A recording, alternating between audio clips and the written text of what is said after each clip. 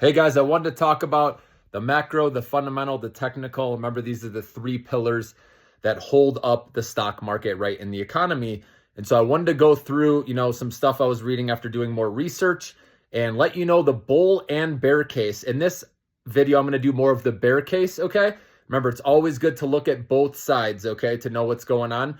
So the bear case, so right now with the S&P 500 as well as the NASDAQ, it has shown on the charts that it has not been able to break resistance.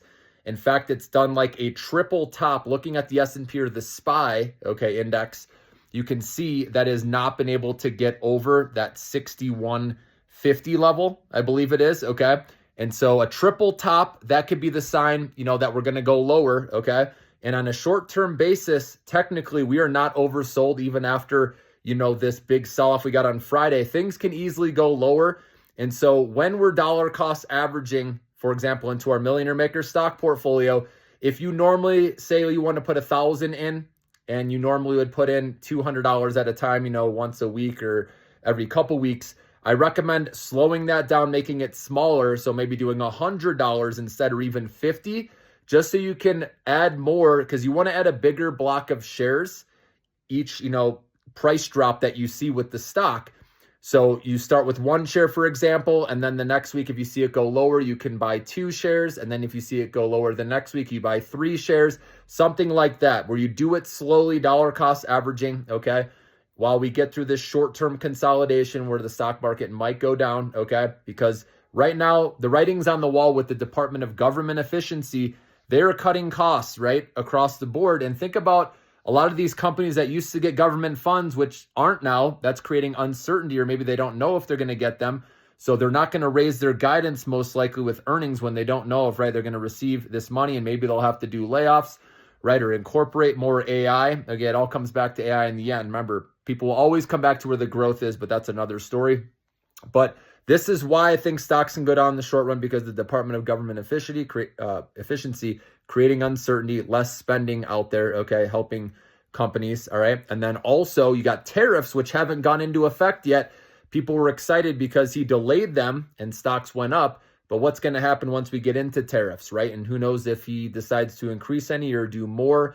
So that's another reason. That's like a tax, guys, on anything coming into our country, any company that gets product from Canada, Mexico, China, or any of these other, countries where, again, they're doing reciprocation tariffs, whatever they put on us, we're going to do on them. So, which hasn't, got talked about a lot. But these are the bearish cases, guys. So technically speaking, like I said, the chart looks like it can easily roll over or consolidate for a bit. All right. And then we're seeing a lot of earnings reports there already with Walmart, right? Lowering guidance, other companies that we're seeing the stock price reaction is down. If something misses, especially on guidance, we're seeing huge sell-offs, okay? And even when they're good, they're still selling off with how much they've gone up. That's a sign as well, guys, okay? So keep that in mind. So that's with the fundamental side with earnings, okay? And then the macro, we have political side. A lot of stuff going on, obviously, right now, okay, for stocks to kind of bleed out. But it's all going to come down to NVIDIA's earnings Wednesday after market close, guys. So NVIDIA, went down to about 112 was the low it hit, and then it rallied all the way back to 143, and it literally rejected off of the downward trend line, and now it had a big red selling bar on the charts. And so I can see this, coming back down now. So this one, you've heard me talk about NVIDIA. They have big numbers to compare off of now year over year. So I don't think they're going to show as high of revenue growth or EPS growth now. It's most likely going to show deceleration, which some investors aren't going to like. And there are some, delays with Blackwell, which may affect numbers or guidance. And obviously with the tariffs, that might affect their numbers as well. So this is a report I wouldn't recommend betting the farm on, okay? Obviously, if you've owned shares for a while at a lower price, like myself, then you can let it go, obviously, in the long-term account. I'm not touching that.